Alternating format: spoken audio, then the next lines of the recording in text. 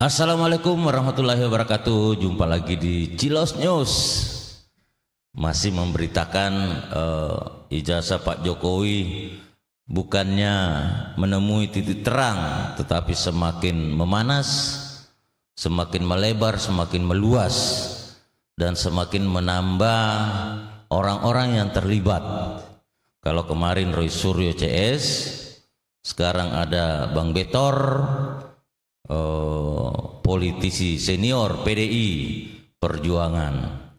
Kemudian ada Profesor Dr. Pak Iman dan banyak lagi titelnya di belakang. Dan termasuk salah satu universitas bukan cuma UGM, sekarang Universitas Pasar Pramuka Pojok. Ini jadi kita rekam dari beberapa berita yang kita reaksi. Ini semakin runyam, semakin tidak ada titik temu. Entah kapan Pak Jokowi mau memperlihatkan ijazahnya gitu loh, asli gitu loh, atau palsu gitu loh. Padahal kalau kita lihat itu kan sangat terang.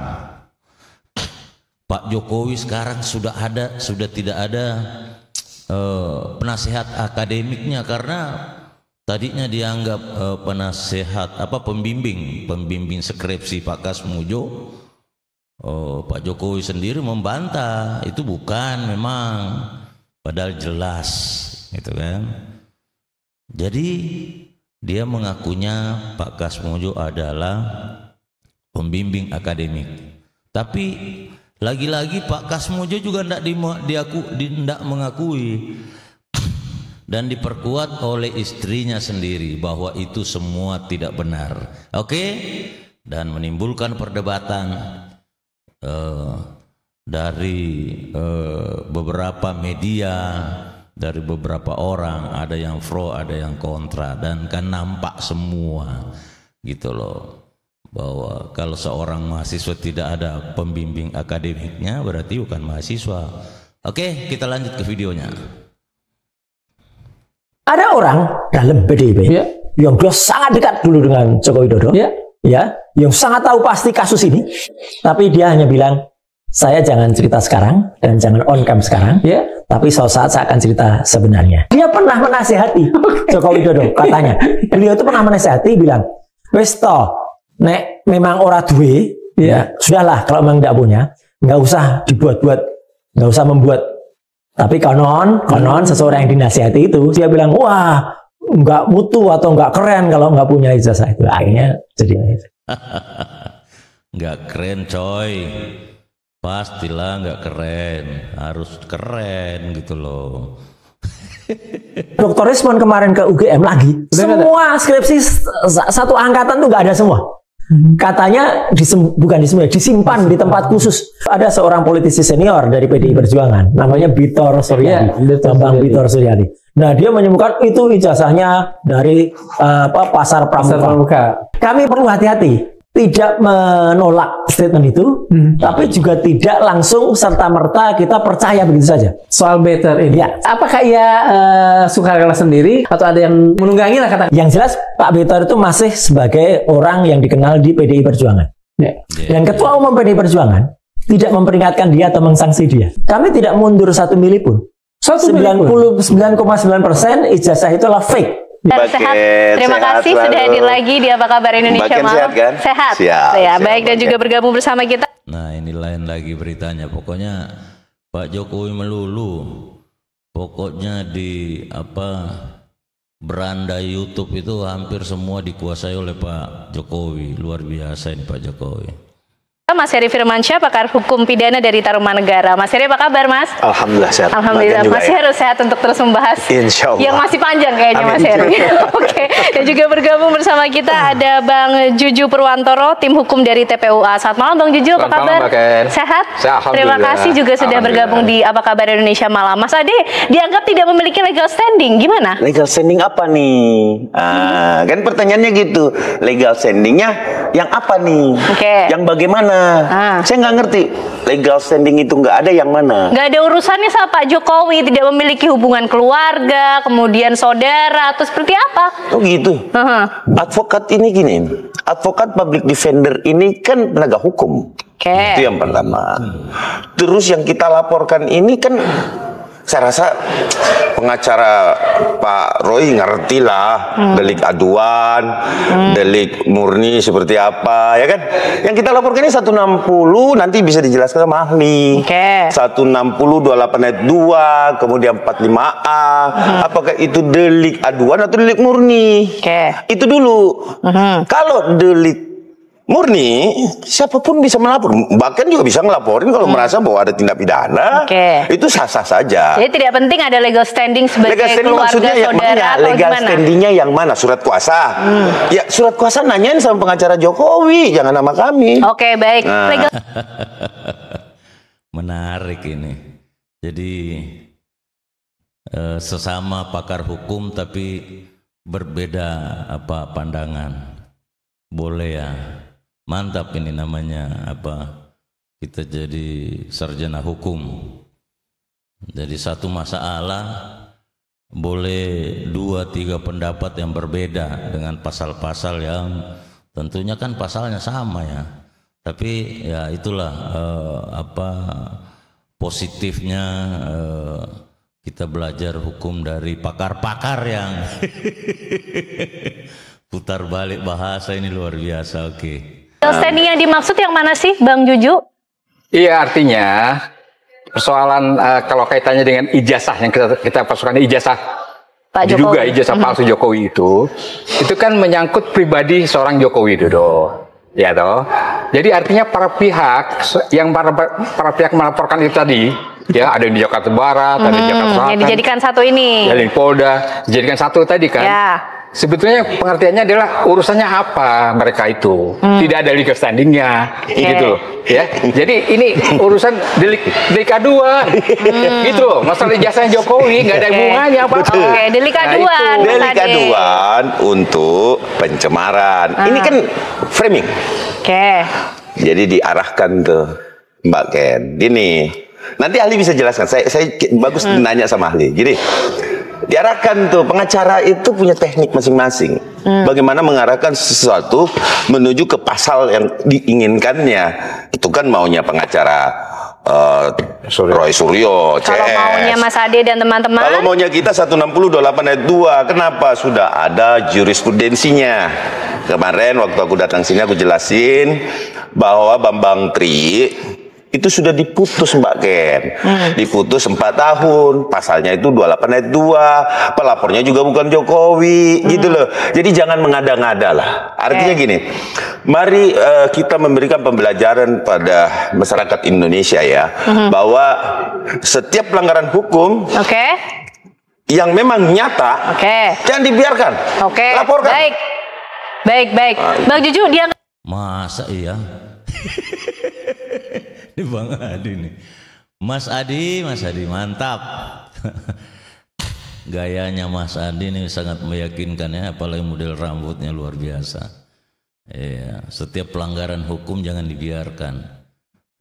Apa benar ya? Nggak mengada-ngada sama Mas Adi dan teman-teman. Ya itu boleh saja, tapi faktanya ya.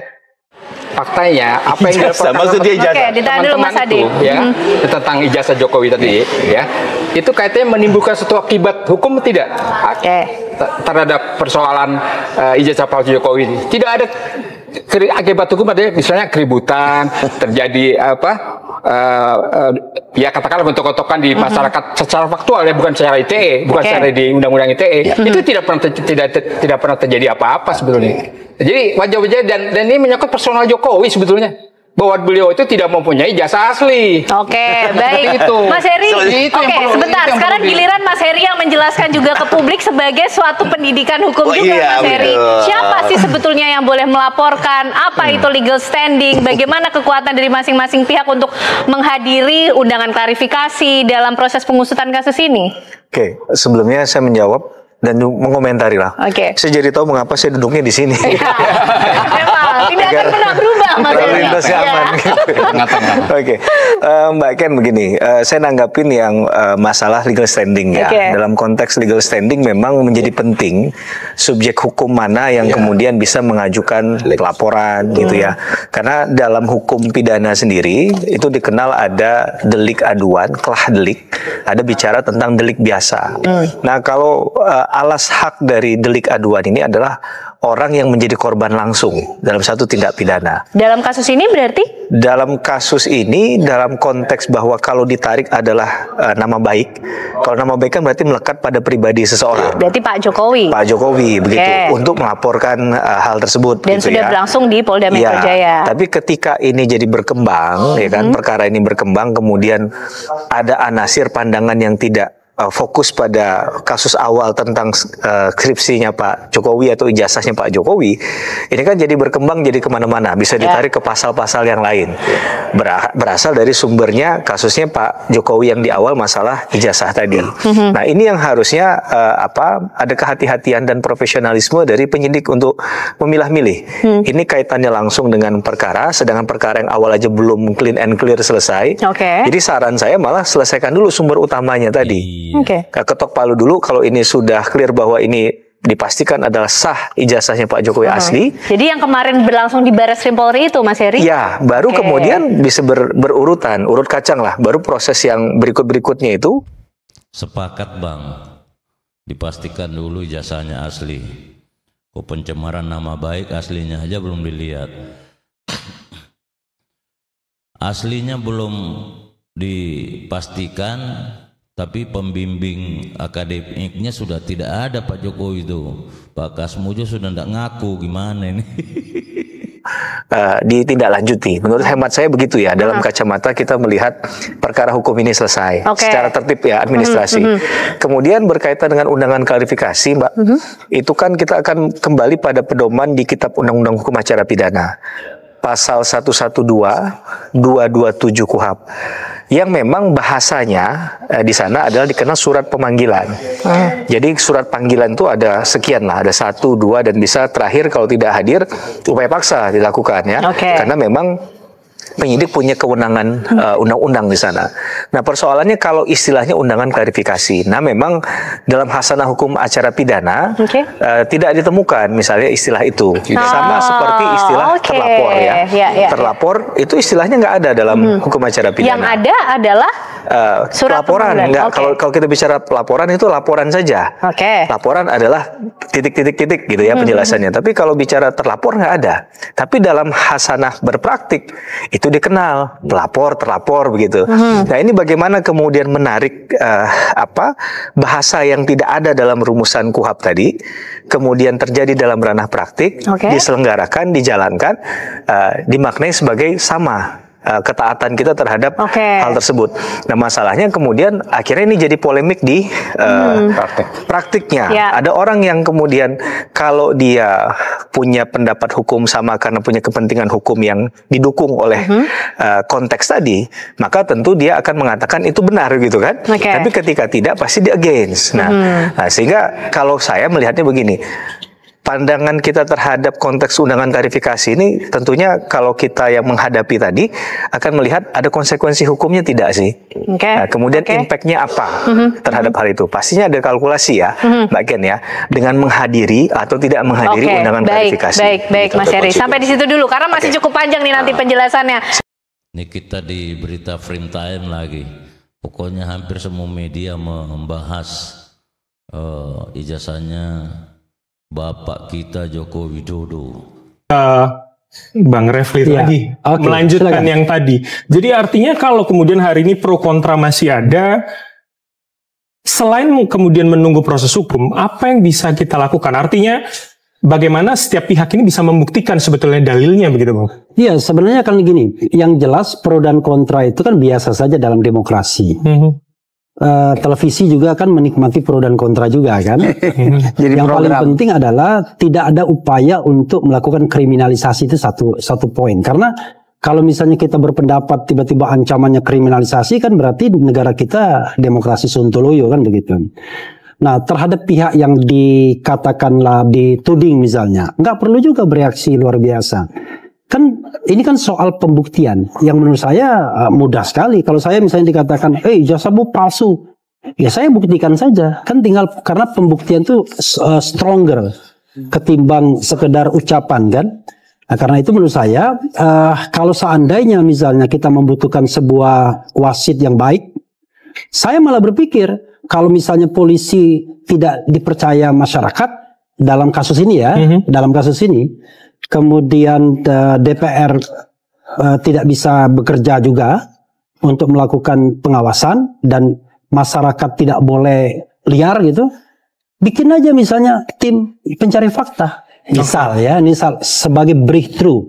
Karena gini, saya walaupun orang hukum paling tidak suka melakukan pendekatan itu sebentar-sebentar pidana, sebentar-sebentar kriminal dan lain sebagainya. Kenapa?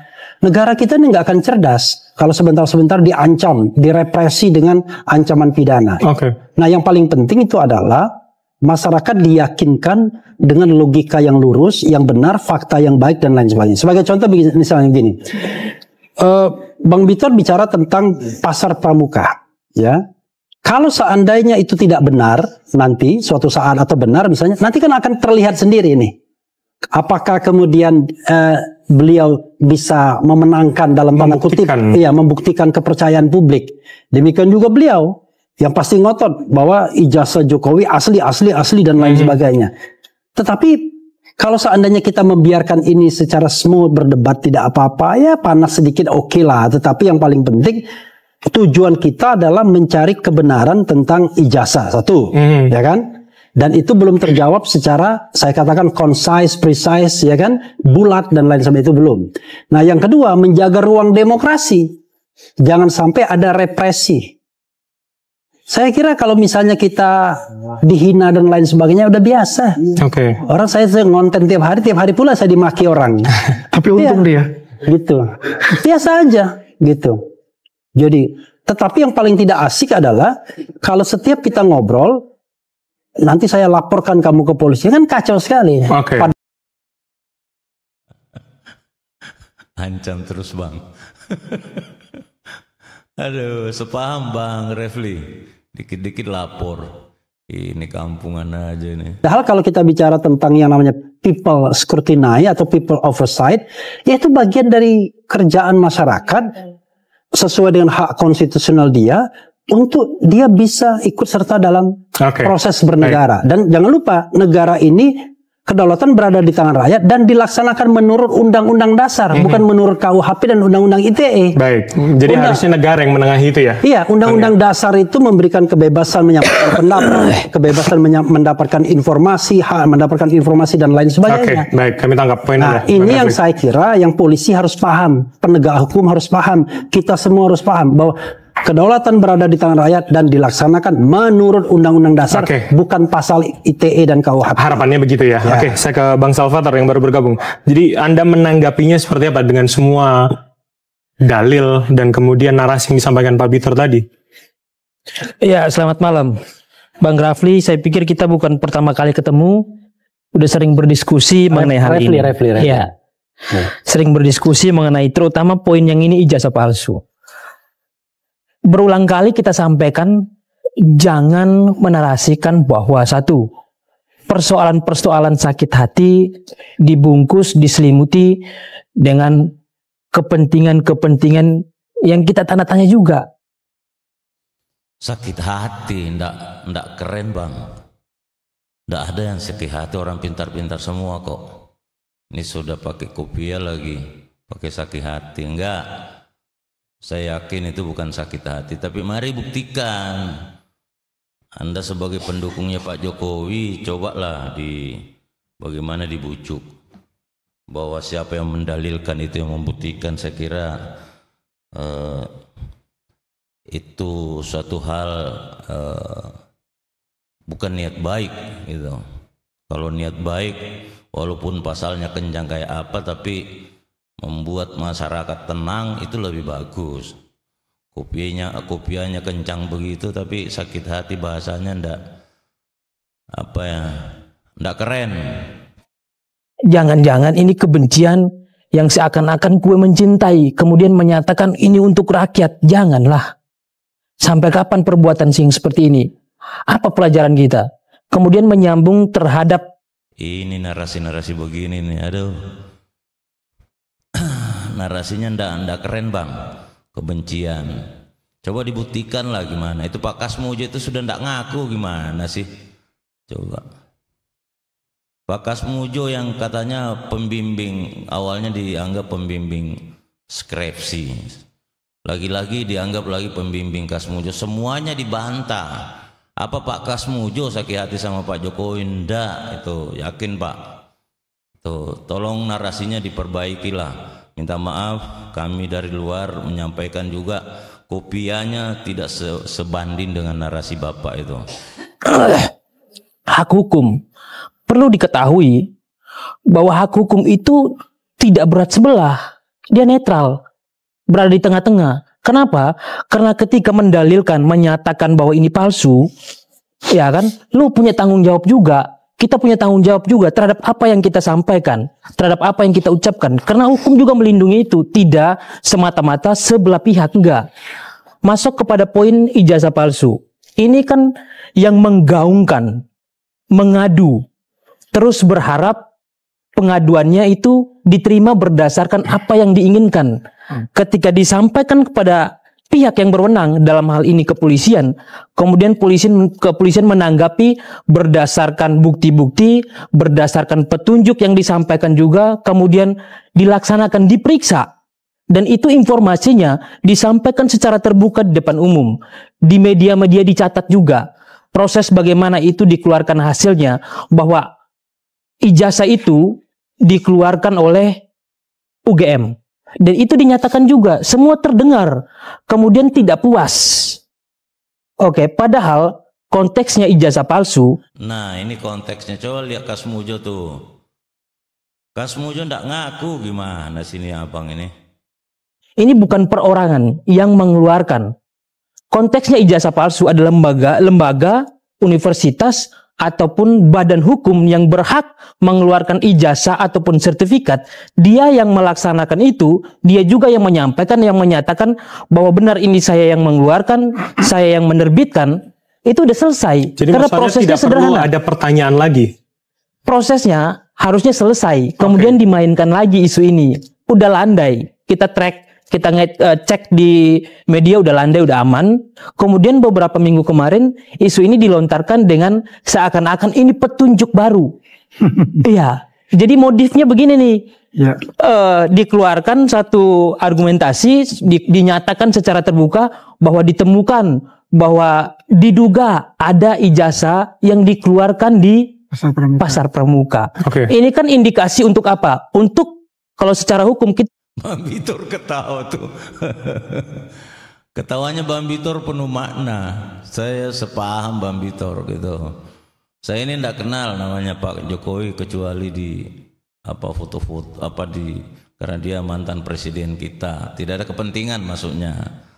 Kami sangat berharap ditunjukkan itu. Jujur dari awal itu saya tidak pernah bahwa mau percaya ijazah itu palsu, tapi dengan berjalannya waktu pengakuannya Pak Jokowi adalah pembimbing skripsi dan pembimbing akademik, semuanya dibantah dan diperkuat oleh istrinya. Itu tidak bisa dibuat-buat loh itu yang membuat kita ragu, tapi masih sebatas ragu. Ditunjukin aja lah. Narasi begini panjang lebar tidak ada tuh, tidak ada, terbantahkan oleh kata-katanya Pak Kasmujo gitu loh.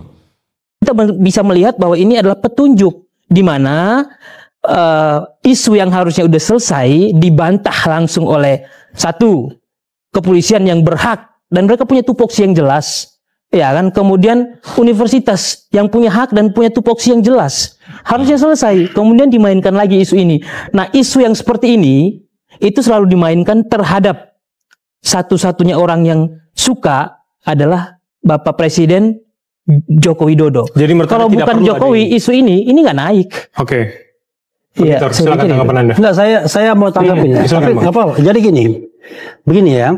Kalau kita berdebat ini bisa nggak kita maju one step ahead gitu. Saya kira tidak relevan kalau kita bicara tentang sakit hati, kebencian dan mundur lagi. Oke, itu paham. Itu norak, itu bahasa norak buat saya itu. Sakit hati ini bukan sakit hati. Rismon itu memaparkan itu secara saintifik. Itu tidak ada kepentingan itu. Bukan narasi, bukan air ludah yang keluar itu. Itu ilmu. Jadi wajar perlu kita dengan pembuktian Pak Kasmuji itu yang benar-benar semakin membuat kita ragu. Kemudian jujur, saya belum pernah lihat satu pun ijazah di Indonesia ini yang pakai kacamata gitu loh. Kami bukan ahli apa enggak, tapi yang seperti itu kan umum. Dan salah satu alumni UGM tahun 86 yang kalau enggak salah di UNES sekarang itu juga memperlihatkan format ijazahnya yang sangat berbeda, yang mestinya lebih modern karena dia 86 duluan Pak Jokowi. Itu sangat jauh berbeda, tapi itu hanya nambah-nambah. Tapi yang paling membuat curiga saya secara pribadi itu, kok ada ijazah pakai kacamata dari mana ini? Apalagi tahun 85, tahun 70-an aja itu sudah ijazah SD, SMP itu sudah dilarang. Nggak benar pakai kacamata. Nggak usah terlalu, kalau Pak Rismon ya bidangnya oke, kita tidak bisa masuk di situ. Tapi ini hal yang sangat nampak. Coba cari satu aja orang yang punya ijazah, kecuali ya mungkin ijazah dari tempat lain ya. Oke. Poin yang salah satu poin ya tadi ya. Itu menurut saya ridiculous. Itu menggelikan. Karena tidak ada yang sakit hati di sini. Yang ada adalah kita mau cari kebenaran. Dan ini adalah hak masyarakat yang dilindungi oleh konstitusi untuk mengetahui apakah informasi itu benar atau tidak. Kalau dikatakan misalnya ini sudah tidak lagi dapat atensi publik, buktinya hari ini CNN mengangkatnya. Hari ini kemarin juga diangkat oleh iNews dan lain sebagainya. Jadi salah satu indikator bahwa isu itu masih dipertanyakan publik adalah kalau media massa masih mau mendiskusikannya. Itu satu indikator. Kedua, kita ingin sekali di Republik ini ada penegak hukum yang kita percaya, polisi. Tapi dalam kasus ijazah palsu ini, kan kita tahu tanggal 22 Mei dia lakukan pengumuman. Pada saat itu juga masyarakat nggak percaya. Itu yang jadi masalah. Jadi kalau kita pengen bahwa itu concise, precise, iya sudah tidak ada lagi ruang keraguan. Tapi tiba-tiba setelah itu banyak kan fakta-fakta yang muncul kan. Soal Pak Kasmujola misalnya, dia mengaku dia bukan pembimbing skripsi. Soal yang terkait dengan harian KR lah. Soal yang terkait dengan ternyata ijazah 1120 tidak identik dengan 3 ijazah lainnya dan lain sebagainya. Banyak sekali. Jadi menurut Anda investigasinya harus dibuka lagi dengan beberapa fakta setelah itu? Dan itu adalah hak. Menurut peraturan Kapolri nomor 6 tahun 2019, kalau seandainya ya pihak-pihak pelapor misalnya tidak puas dengan apa yang disampaikan, itu dia bisa minta gelar perkara khusus. Nah, gelar perkara khusus itu sudah akan dibuka besok. Itu kan menunjukkan bahwa polisi juga sadar. Bahkan yang namanya Brigjen Johandani Raharjo Puro ini dilaporkan ke Propam.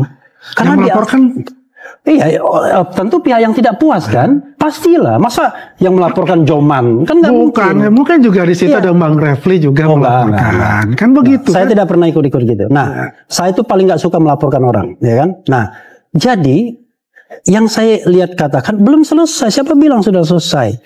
Tadi kan dia bilang harusnya ini sudah selesai. Harusnya iya, seharusnya das solernya iya. Tapi ternyata das sainnya belum selesai.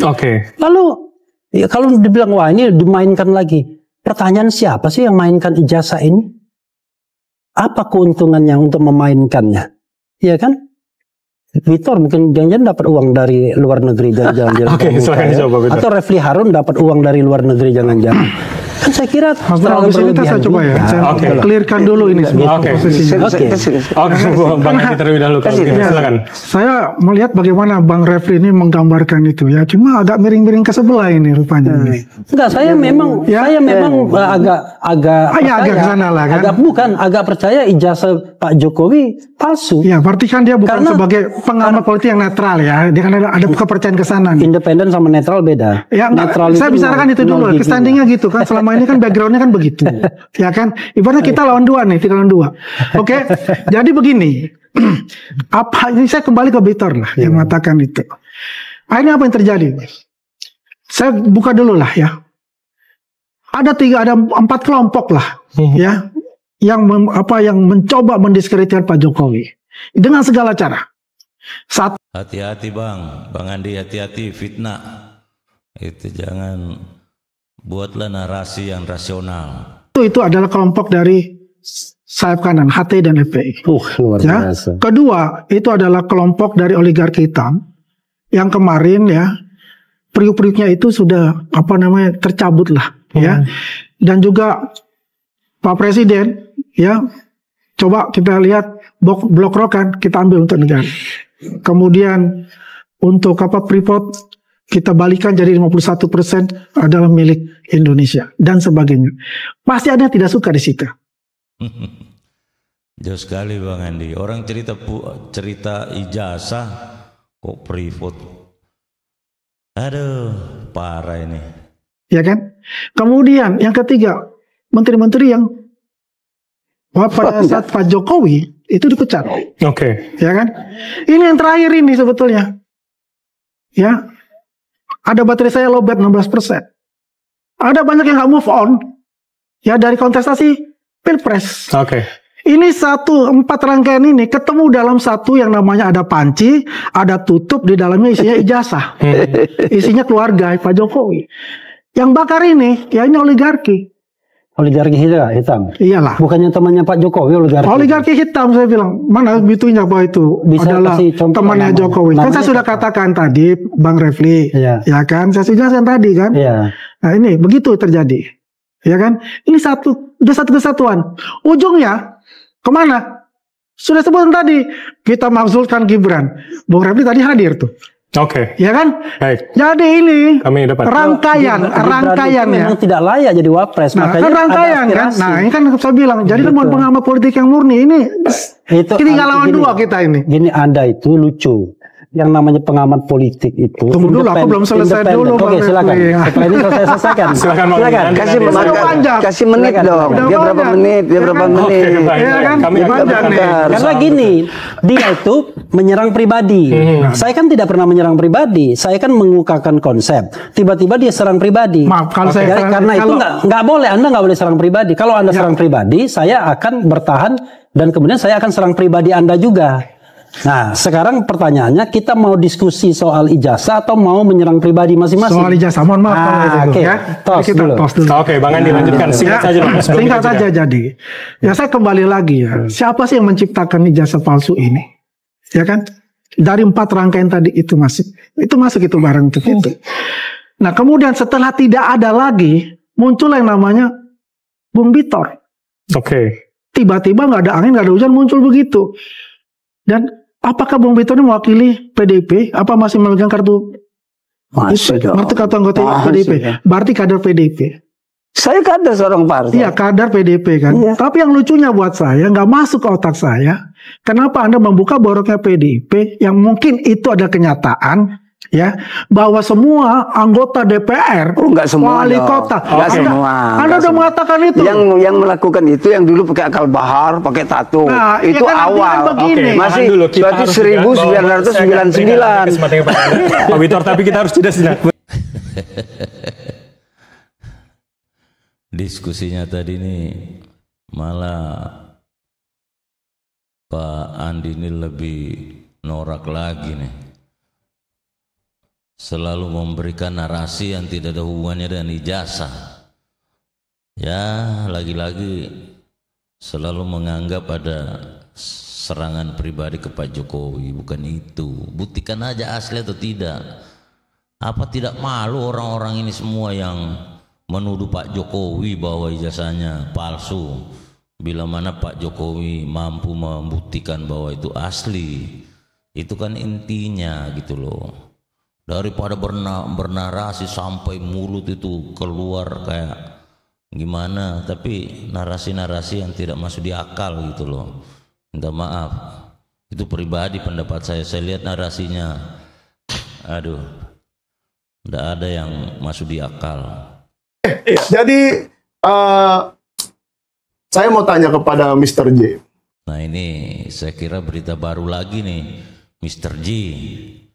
Itu untuk meyakinkan bagaimana sih Universitas Pasar Pramuka Pojok, dan tentunya berhubungan dengan Bambitor, karena sekarang Bambitor lagi-lagi dicerca, tapi ada Mr. J yang bisa membuktikan dan seperti apa pernyataan-pernyataan Pak Imam yang tentunya bisa menjadi acuan sebenarnya siapa yang siapa yang berkata benar, siapa yang tidak, karena sungguh bahwa kebohongan itu adalah pintu segala kejahatan. Coba mungkin dijelaskanlah dari tahun berapa melakukan kegiatan pengetikan, pencetakan ataupun penjilitan, kan judulnya begitu ya, pengetikan, pencetakan, penjilitan di Pasar Pramuka Pojok, dan apakah punya kios sendiri dan sampai tahun berapa tuh kegiatan itu berlangsung? Pembukaan kios itu tahun 90-an dari satu pihak namanya Pak Ali Nafis, satu titik baru ketikan. Selanjutnya sekian tahun-tahun merembet lah dari tadi pasar jadi kios-kios ngetikan itu. Dari awal kios-kios itu berdiri, apa Pak Paiman sudah ikut di dalamnya? Pak Iman saya dengar sih tahun sebelum 2002 udah ada gitu. Sebelum 2002. Kalau Bapak sendiri sudah dari awal ya? Iya. Oke. Dan apa betul kiosnya itu hanya sampai tahun 2002? Setahu saya lebih. Lebih ya? Tutup atau dijual atau gimana tuh Pak? Tadi kan di depan, kios itu semua di depan. Betul. Tadi depan di pindah belakang. 2002 masih ada di tempat. Oh, 2002 hanya pindah ke belakang. Ya. Lalu kira-kira dia pindah ke belakang itu karena dijual karena perlu uang atau apa sih? Kemungkinan besar perlu uang. Perlu uang ya? Iya. Jadi mungkin hari itu belum sehebat sekarang lah ininya ya secara ekonomi. Betul nggak bahwa ya yang dulu di depan ditaruh ke belakang supaya tidak kelihatan gitu? Aktivitas ilegalnya. Oh, betul, ya betul. Oh, itu betul juga ya. Oke. Nah, Bapak sendiri terakhir melihat Prof Paiman, ya Prof apa enggak Prof ya, Pak Paiman lah. Pak Paiman Raharjo yang kita maksud. Saya gelarnya dosen. Bukan mainan, dosen. Oh, gelarnya dosen ya Pak? Ya, semua orang uang itu panggil dosen. Karena dia dosen beneran atau? Ya kurang paham deh. Lalu terakhir dia sering datang ke situ deh gitu. Kapan Pak? Tahun-tahun berapa? Terakhir seingat saya 2015 masih ada. Oh. Berarti 2015 dia masih sering datang ke situ? Ya walaupun jarang tapi sering. Ini kayak Oke, gini Pak. Gini Pak. Termasuk minimal, jarang tapi sering. Ya, aduh. Katakanlah 1 kali sebulan. Ya bisa. Bisa ya. 1 kali sebulan Pak Paiman Raharjo di tahun 2015 mendatangi kios di situ. Betul. Tapi kios itu masih punya dia? Oh iya masih. Jadi gini Pak, kiosnya Pak Paiman itu ada operatornya kan? Oh nggak ada. Oh nggak ada, dia sendiri? Dia sendiri melakukan. Dia melakukan? Ya. Berarti jago edit dong dia ya? Bukan jago edit, emang dia dosennya ya? Skripsi. Spesialisasinya skripsi dan ijazah. Wow. Ijazahnya enggak, cuma skripsi. Ijazah asli ya? Skripsi asli. Oke. Makalah. Tesis seperti itu. Wow. jadi dia terkenal kalau bikin skripsi bisa cepat. Bisa. Ijazah pun bisa cepat. Ya kurang paham kalau ijazahnya. Kemungkinan besar ya. Bisa mungkin terselubung. Selain di kios Pak Paiman tuh kios-kios lain juga menawarkan jasa yang sama? Ya merata ya. Oh, jadi Pak Paiman ini salah satu dari banyak gitu ya? Sekian orang. Oke, tapi setahu Bapak nih, apakah Prof. Paiman ini atau Pak Paiman ini, Pak dosen ini punya suatu kelebihan sehingga dia lebih laku gitu misalnya? Ya betul. Seperti bikin tesis, skripsi, itu saya tahu. Oke, jadi mungkin kios lain lebih fokus ke KTP, yang lain aja, atau surat tanah, surat nikah. Kan saya dengar-dengar dari kemarin kita ke Pasar Pramuka sama-sama ya, Pak Janes tadi juga ya, Pak Desmond. Saya dengar surat tanah, surat nikah juga bisa dibikin di situ. Visa juga bisa. Visa Amerika ya. Kata Pak Kolonel tuh, itu diucapkan di TV. Visa Amerika aja tembus. Gila bikin ya. Di UPP itu, Universitas Pasar Pramuka itu. Donald Trump hati-hati sama Pasar Pramuka. Tapi ada yang menarik ini, Aziz. Kan kami ketika ke sana pasar itu sudah habis lah gitu tahun akhir 2024. Itu konon itu terbakar atau diterbakarkan atau apa? Itu kurang ngerti saya. Ya. Karena posisi saya di rumah, atau kejadian terus dengar jam 5 atau setengah 6. Pagi.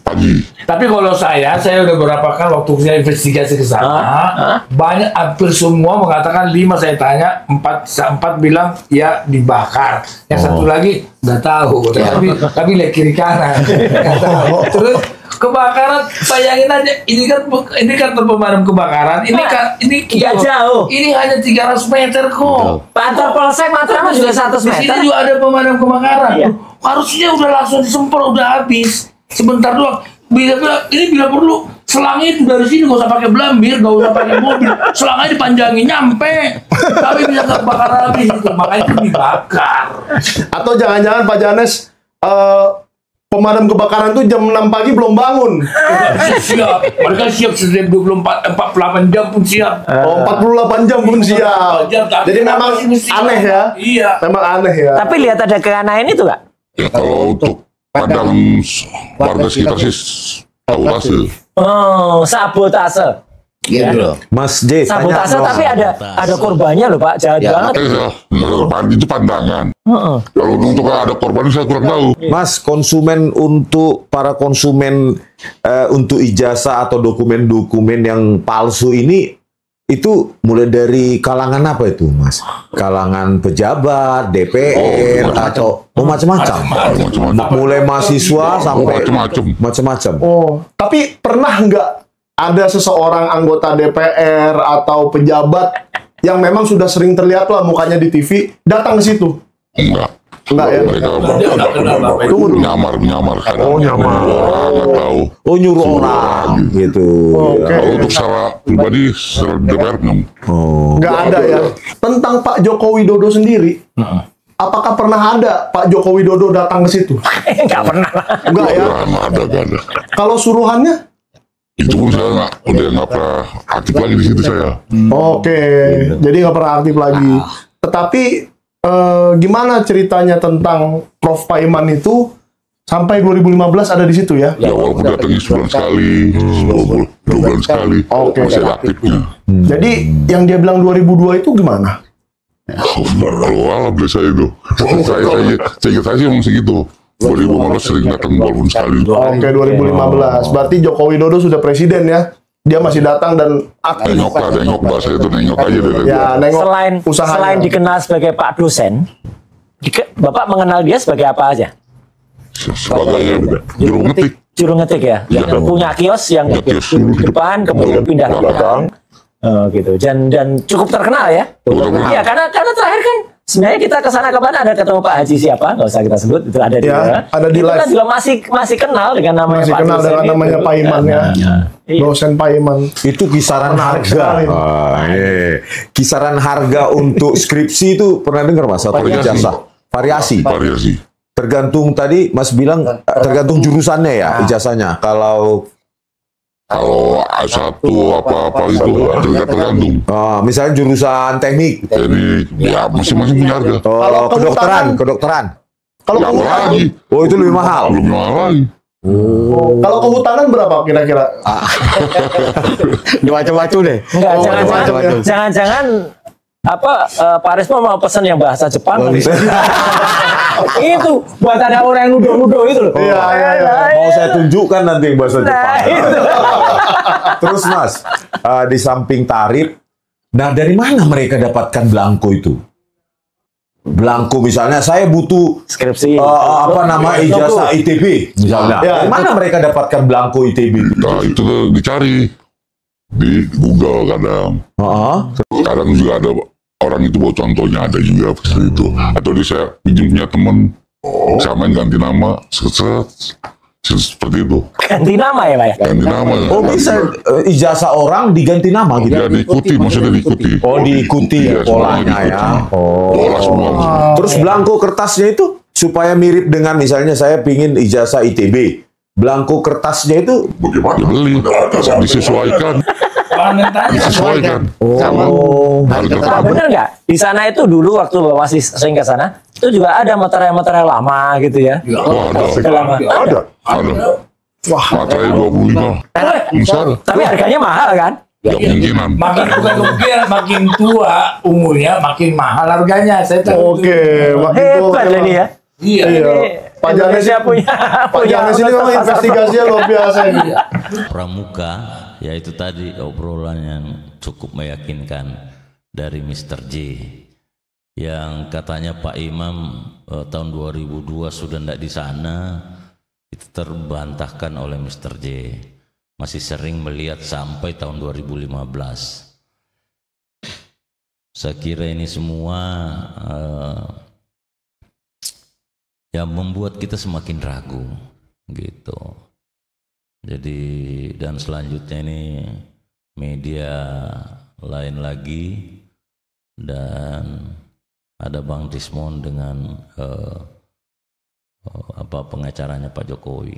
Kita dengar apa komentarnya. Bang Desmond. Selamat malam. Jadi kalau Bang Desmond ini akan ikut gelar perkara khusus atau gimana informasi dengan koordinasi kawan-kawan TPUA?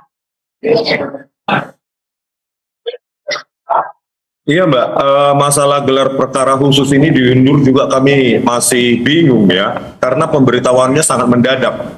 Kalau tidak salah lewat WA dari seorang penyidik yang menyidik Pak Rizal Padilla, ya.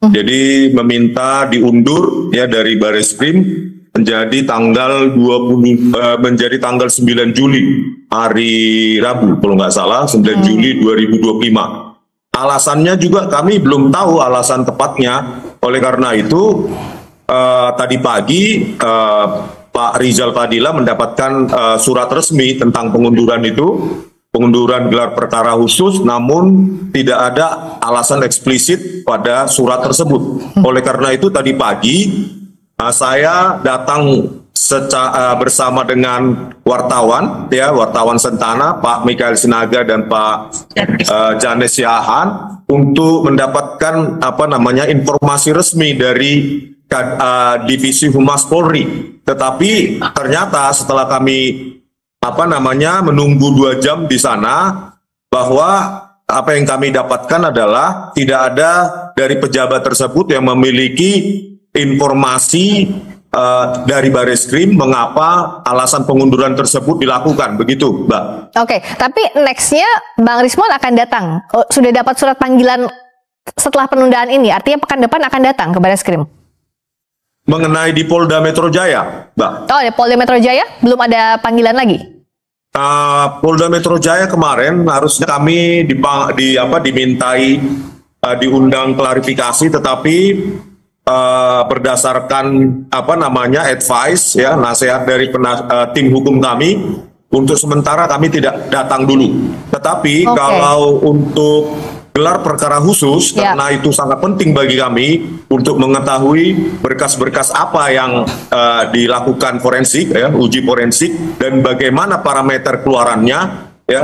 Jadi kami sangat berkepentingan untuk menghadiri gelar perkara khusus di Mabes Polri ya, di Bareskrim tanggal 9 Juli 2025 nanti. Oke. Itulah tadi berita dari beberapa media, dan terakhir ini adalah berita perkara khusus, dan semoga gelar perkara khusus ini menghasilkan suatu hasil yang kita harapkan. Apakah ijazahnya Pak Jokowi itu asli atau fake atau tidak asli gitu loh. Dan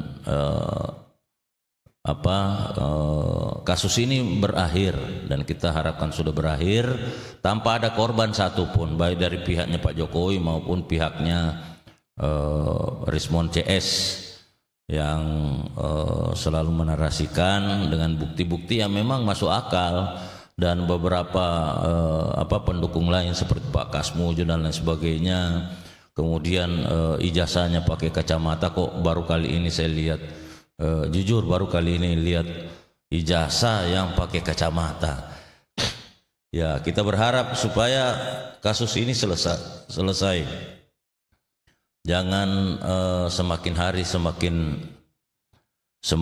semakin runyam dan tiada akhir, dan ya kita pun ikut-ikutan jadi berdosa nanti karena melihat orang yang berdiskusi ini semakin hari semakin tidak jelas, yang mendukung berapi-api, yang menyatakan palsu juga dengan bukti-bukti yang kuat.